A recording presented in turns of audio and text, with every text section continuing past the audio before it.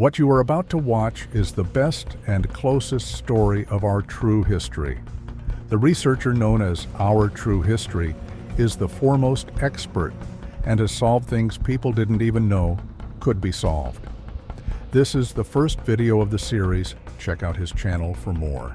And documentaries, ourtruehistory.co.uk.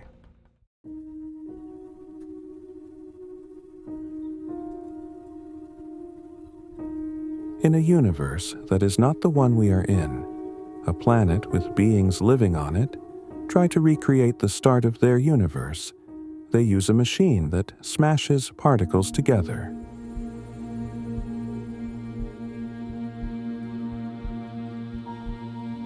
They know it's dangerous, but they still try. They manage to get two particles to smash. But what they didn't expect was a new particle is formed. This new particle starts expanding. The beings try everything to destroy this new energy but can't. Frantically put a force field container around it to stop it expanding even more. They have realized they have just created a universe, a tiny one to them, but still a universe.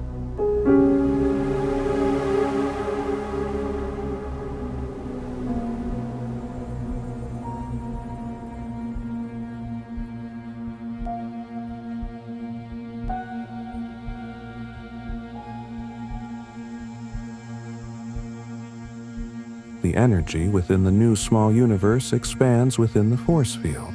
But what the beings didn't know is they also created a new life form inside that new universe. Maybe even more than one, these small plasma energy orbs are just starting a life. They know nothing other than to move around. Time moves different inside the universe inside the force field. From the time outside of it, inside time belongs to mass and speed. But other than the orbs, no one is around to notice. The plasma orbs are energy. They won't die. But because they have no mass, they can go back in time to when the universe was formed. They can even go forward in time. As time moved on, the material in the mini-universe started to clump and coalesced. The main part of this was what we know as heavy water. The water would mingle and form all types of planets, from planets with gas mixed it to watery planets and everything in between. Inside the universe, suns formed, mostly two inside each solar system. Everything was a mess back then. Nothing had stable orbits. Planets would smash in suns and into other planets. Slowly, over time, everything started to settle. And that's where our story starts. A planet with a red hue on one side and blue oceans on the other is ejected from its own solar system. It didn't manage to get a stable orbit, and over millions, if not billions of years, it slowly let go of what orbit it had, sending the planet out of its solar system and across the Great Void, a void between solar systems. Its journey took 70 years of its time. Remember, time moves different in this universe, and this planet was big, at least 4 to 10 times the size of Earth. But this planet has a secret.